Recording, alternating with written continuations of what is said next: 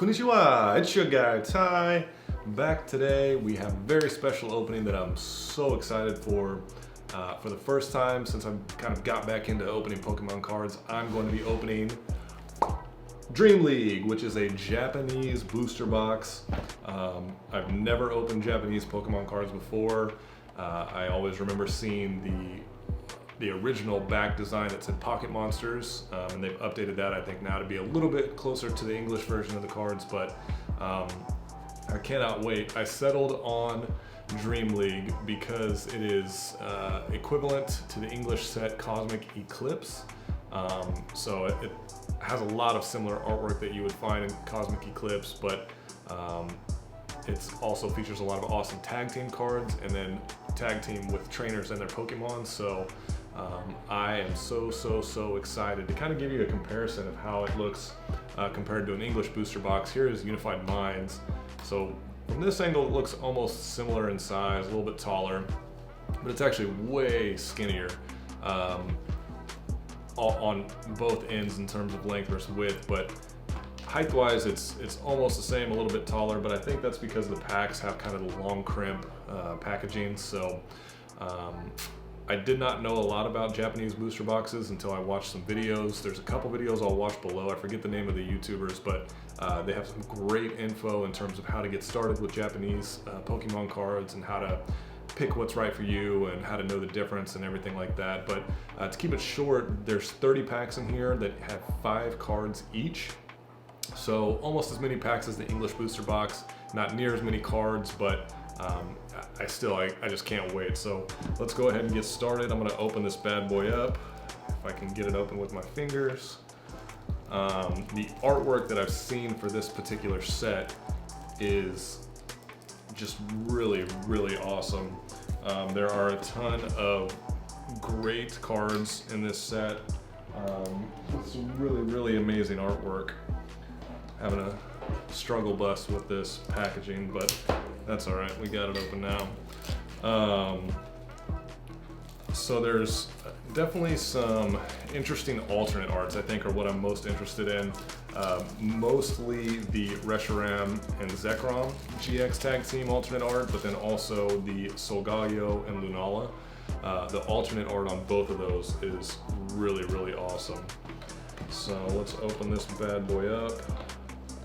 I'm really struggling with the opening of this, but that's all right. Here's what the inside looks like. There's 2 flaps that kind of go over. It looks like, from what I can tell, these are the numbers of each of the cards.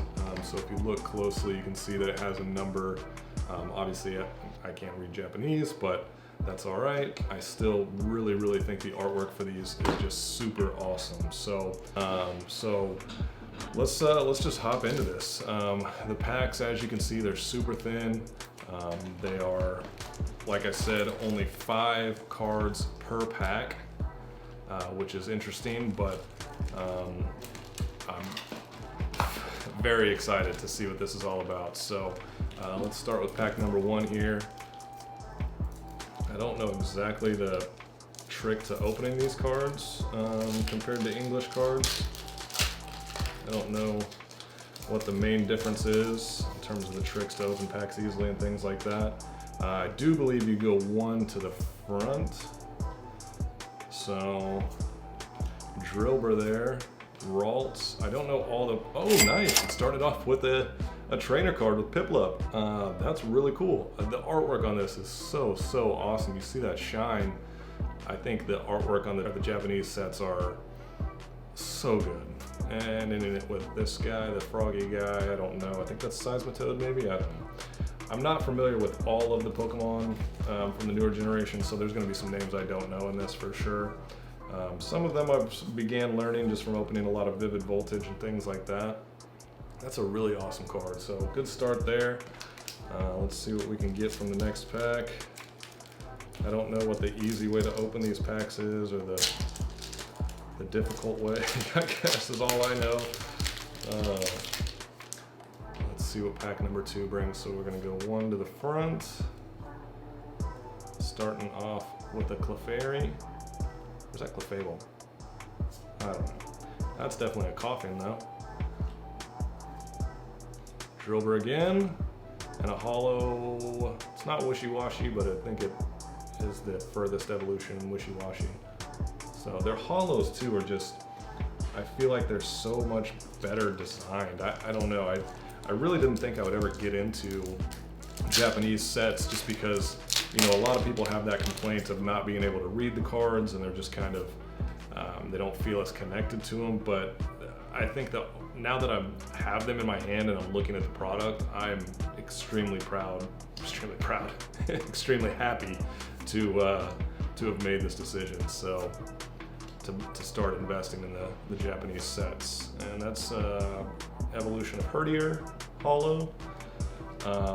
As this little sneak peek, I also bought Tag All-Stars, and I'll get into this in one of my further opening. I was going to do it in this one, but I didn't want the video to be too long, so we'll get into that a little bit later.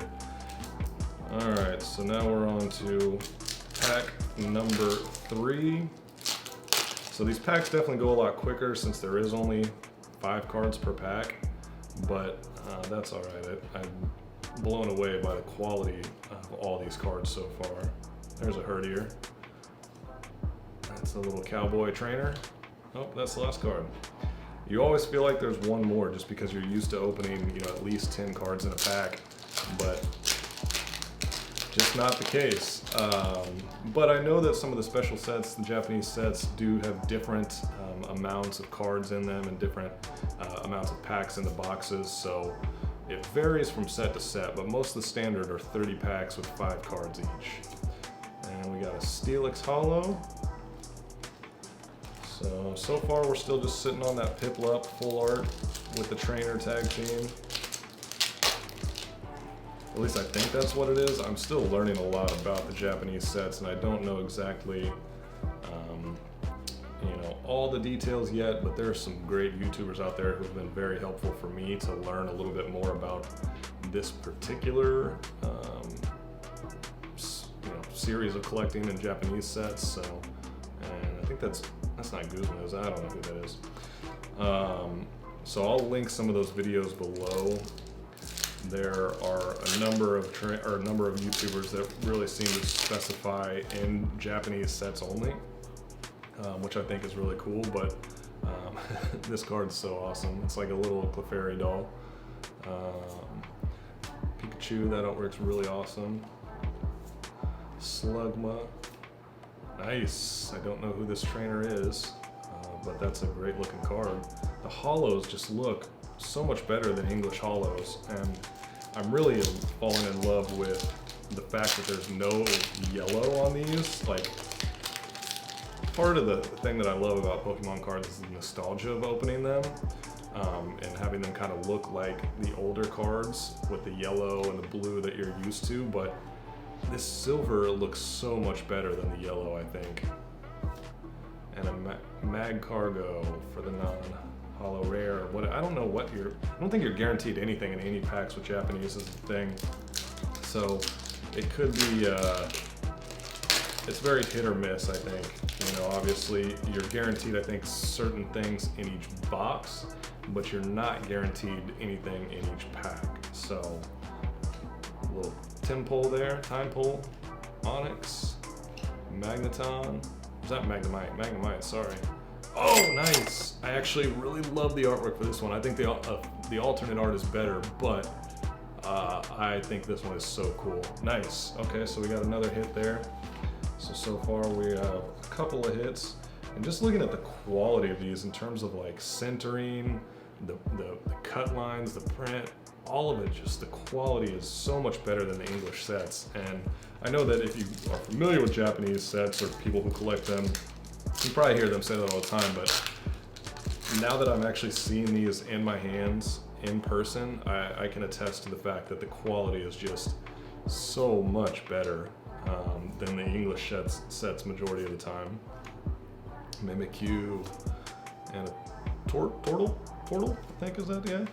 There's a Mimikyu card in this set that I really would like to have, where he's with his trainer and sitting on his trainer's lap, and it looks really awesome. So I'm hoping for that one, but we will see what all we get from here.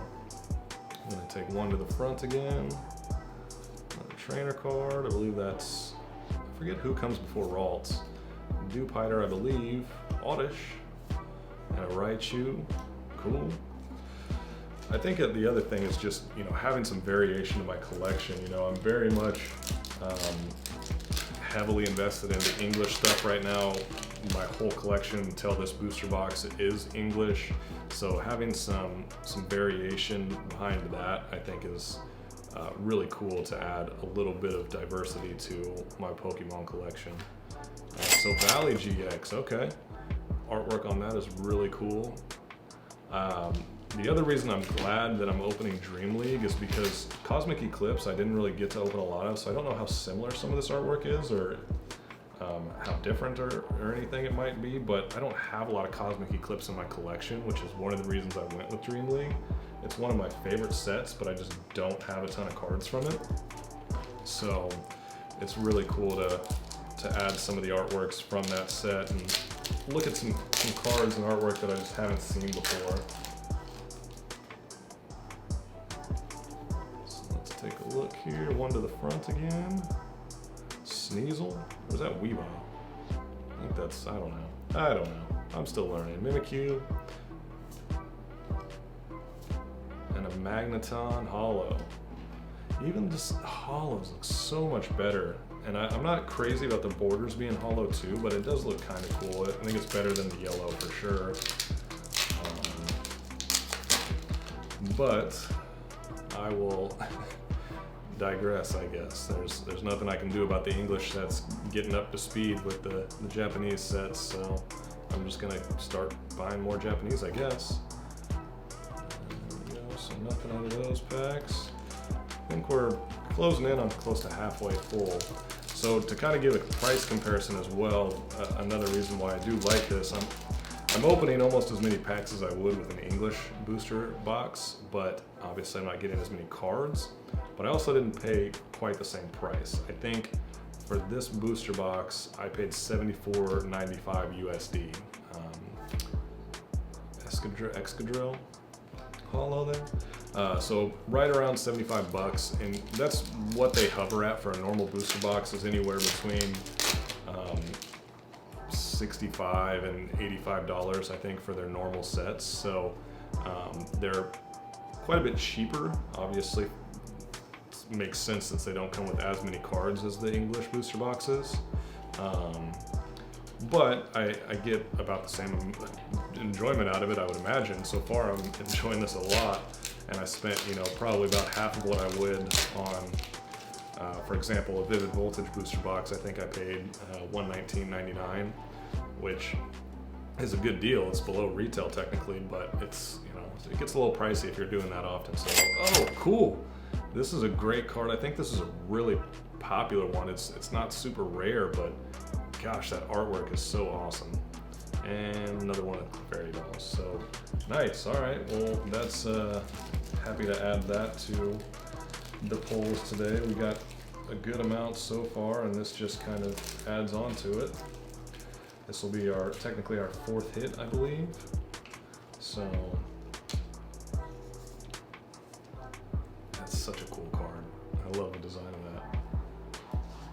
We'll do a recap at the end of all our polls that we've had so far. Let me know though if you guys have any Japanese sets that you really enjoy that you think I should open. I want to start collecting more. I just am still learning about where to start and what to buy, and obviously I showed you the next one I'll be opening is the Tag All-Stars, which I'm incredibly happy for, because that one is, I believe, technically considered a high class. Those are high class packs or something of that nature. So they have more cards in them. There's less packs in the booster box, but they have more cards in each pack, and you're guaranteed a GX in every pack, and you're also guaranteed, I think, at least one secret rare per box. Nice. Is that Galeo? Is that what that one is? So you're guaranteed some good stuff from that box. It's obviously not necessarily, it doesn't mean it's automatically going to be the, you know, the card you're looking for. There's still some rarity to it, but at least every pack is a little bit more exciting than, you know, the English ones. A lot of them, you know, you're not necessarily guaranteed everything. Oh, nice. This is not the alternate art, but this is the Reshiram and Zekrom Tag Team GX. That is a really cool card. All right, so we have quite a few really good hits here. Wow. The artwork is so cool. And yeah, I mean, I get what people are saying, that, you know, it's a bummer that they can't read the Japanese. Obviously, they would prefer it to be English, and that's fine if that's what you prefer. But to me, like, if you like it for the artwork and just the collecting nature of cards, I have zero issues with it being Japanese and unable to read. If anything, I think that's Lily. That's a pretty popular card, I think. If anything, it just almost encourages me to maybe learn a little bit of basic Japanese. Not that I could do it easily by any means, but it certainly is never a bad thing to try and learn a new language, let alone one that's involved with a hobby you really enjoy. So, but yeah, I get why people don't necessarily want them though. I'm gonna continue buying them. I'm gonna, just from my experience from this first box here, I'm definitely know I'll be buying more Japanese booster boxes and Japanese products. We'll see what comes next, but I'm excited to do some more exploring. Onyx, oh, there we go. Okay, and that I believe is the alternate art for the Solgaleo and Lunala. Oh man, that is an awesome card. It just looks so good. And once again, you know, I haven't seen the Cosmic Eclipse ones with a lot of these cards, not in person anyways, but the quality of these are just amazing. They look so cool. And I love the fact that even though there's only 5 cards per pack and only 30 packs, we still have 6 hits so far with a number of packs left to go. So for all I know, we could pull something else that's really amazing. That's a nice holo. So, I mean, if we get, because I know there's some really cool secret rares in here that hopefully we can end up landing on at least one of them. I don't know, once again, if you're guaranteed any secret rares or anything of that nature in these boxes, but if you're not, bummer, but if you are, there is the Vileplume secret rare is really cool, and the Reshiram and Zekrom secret rare would also be just super awesome. Little pup, little Ralts, Dupiter, and another Steelix holo. I think this will also help me learn all the different names a little bit better, just because, you know, not being able to read them on the card does, you know, make it a little difficult to talk about, because I'm still not familiar with all the generations of Pokemon and who all's out there. So it's nice to get a little bit more familiar with oh, that is cool. That's Herdier, the evolution of Herdier, full trainer card. I don't think a lot of these that I've pulled are necessarily super valuable, but, you know, I didn't buy this box in hopes of, you know, pulling a bunch of hitters that were going to be worth hundreds of dollars. I bought it just because I think the artwork is amazing, and I really wanted to see what the Japanese sets were all about. So, would it be nice to pull something worth hundreds of dollars? Sure, but if I was doing this just for the money, I don't think I would really be buying Japanese booster boxes in general. I think I'd just be kind of investing in some of the OG base set stuff. So this for me is just fun and enjoyment, and I'm going to continue to do so as long as I can. So as long as my budget allows me. All right, we're down to the last 2 packs. So there's the empty box. Once again, what a blast. If you have never bought one of these, I mean, for $75, it's worth it. Even if you don't end up loving the cards or the artwork or want to collect any more, to just do it once, I would say 100% worth it. Like, it's just such good quality, and like the artwork is so amazing. Even on the basic cards, I feel like the artwork is just really cool, and the print quality on everything is amazing. All over there. All right, see what we can pull out of this last pack. And I also am starting to love the back design of their Japanese cards more than the English. Like, to me, that looks so dang cool. I don't know if I moved any to the back or not. Oddish, Sneasel, Weavile, that's Sneasel. Nice, Magneton Hollow, and another trainer. Cool, so that's everything. Let's do a quick little recap. So we got this, whoever the evolution of Herdier is and his trainer. We got the alternate art of Lunala and Solgaleo. We got the Reshiram and Zekrom. We got the Reds Pikachu, Silvally GX, the regular Solgaleo and Lunala, and then Piplup and his trainer. I forget who his trainer's name is, but man, the artwork on these is just so cool. I really think that if you haven't ventured into this realm of Pokemon, to definitely do so. I hope you enjoyed that opening.